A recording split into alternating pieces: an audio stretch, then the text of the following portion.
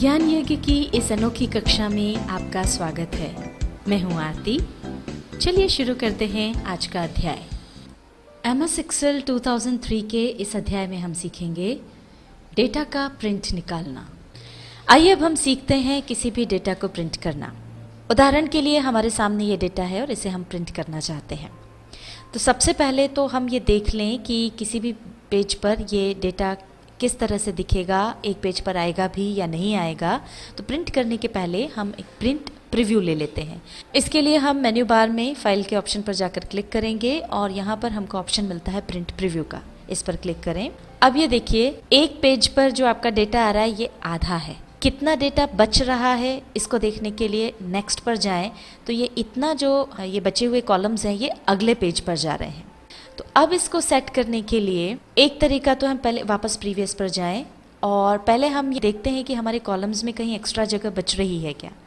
तो ये देखिए, ये थोड़ी थोड़ी जो है जगह बची हुई है। तो इसको कम करके हम देखते हैं कि एक पेज में सेट हो जाता है क्या। इसके लिए हम मार्जिन्स पर जाएं, इस ऑप्शन पर क्लिक करें। ये देखिए, अब ये मार्जिन्स जो आ गई हैं, यहाँ से आप कॉलम्स को छोटा या बड़ा कर सकते हैं। तो ये देखिए, हम इसको छोटा करके देखते हैं कि इससे कोई फ़र्क पड़ता है क्या। नेक्स्ट पेज पर ये भी हमने छोटा करके देख ली। ये देखिए, अब एक कॉलम जो है हमारा यहाँ से चला गया। प्रीवियस पर जाके देखें, हमने जब मार्जिन्स का उपयोग किया तो हमने कम से कम एक कॉलम जो है वो कम कर लिया, पर उससे फ़ायदा नहीं है क्योंकि अभी भी हमारा पूरा डेटा इस पर नहीं आ रहा है। तो हमारे पास दूसरा एक तरीका है। सेटअप पर जाकर हमने क्लिक किया तो अब यहाँ सबसे पहले तो ऑप्शन हमको मिलता है ओरिएंटेशन का। पोर्ट्रेट में आपका जो डेटा है वो खड़े पेज पर आएगा और लैंडस्केप में वो आड़ा हो जाएगा। चूंकि हमारे डेटा में कॉलम ज़्यादा हैं, हमने ये लैंडस्केप लिया और इसके बाद ओके पर क्लिक किया। अब हम ये जाकर देखते हैं कि ये हमारा एक पेज पर पूरा डेटा आ रहा है या नहीं। ये देखिए, ये हमारा पूरा जो डेटा है वो एक पेज पर आ गया। अगर आप इसे पोर्ट्रेट में ही लेना चाहते हैं तो सेटअप पर जाएं, ये हमने पोर्ट्रेट सिलेक्ट किया। स्केलिंग में जाएं और एडजस्ट टू, ये आपको एक ऑप्शन मिलता है।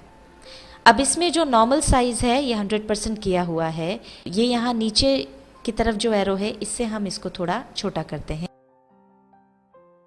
अब 75% करने के बाद हमने इसको ओके कर दिया।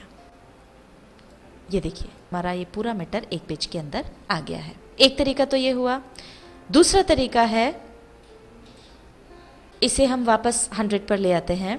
फिट टू का ऑप्शन ऐसा ऑप्शन है जिसमें कि एक्सेल अपने आप इतना उसको छोटा कर लेगा जितने में हमारा जो मैटर है या जो भी डेटा है वो एक पेज पर आ जाए। आप इसको सिलेक्ट करें और फिर ओके कर दें। ये देखिए, जितना चाहिए उसने अपने आप उतना कर लिया। इसके साथ ये देखिए, हमने 75% किया था, पर इसको लगा कि 76% में भी ये डाटा आ रहा है तो उसने 76% करके इसको फिट कर दिया। अब इसके अलावा जो चीज़ आपको ध्यान रखना रहेगी प्रिंट करने के पहले वो है paper size. Paper size by default A4 होता है, पर अगर आप अलग अलग साइज़ के पेपर का प्रयोग कर रहे हैं तो आप यहाँ पर पेपर साइज़ बदल सकते हैं। इसमें आप दे सकते हैं A5, B5 और इसके अलावा B4, A4, ये सारे अलग अलग ऑप्शंस हैं। आपको ये कई सारे ऑप्शंस मिल जाएंगे।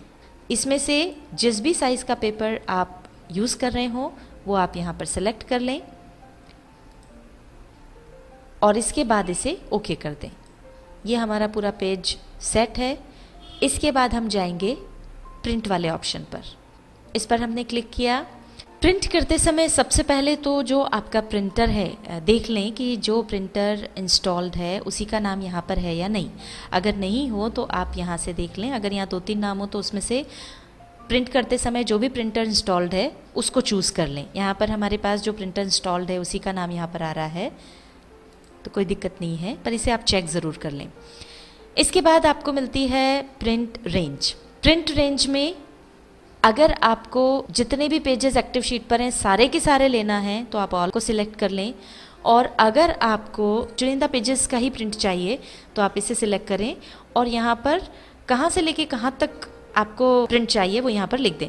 मान लीजिए आपको 1 से लेकर के 10 पेज तक का प्रिंट लेना है तो ये हमने यहाँ डाला 1 और 2 में जाकर के डाल दिया 10। तो ये 1 से 10 पेज का प्रिंट आ जाएगा। इसके बाद प्रिंट वॉट में एक्टिव शीट बाय डिफ़ॉल्ट ये ले लेता है, मतलब जिस शीट पर आप काम कर रहे हैं उस शीट को ये अपने आप सिलेक्ट कर लेता है। पर मान लीजिए आपको इसमें से सिलेक्टेड पार्ट ही चाहिए, तो उसके लिए पहले आपको आपकी शीट में से जितना पार्ट प्रिंट करना है उतना सिलेक्ट करना होगा और उसके बाद यहाँ पर आपको सिलेक्शन को जा कर के सिलेक्ट कर लेना होगा।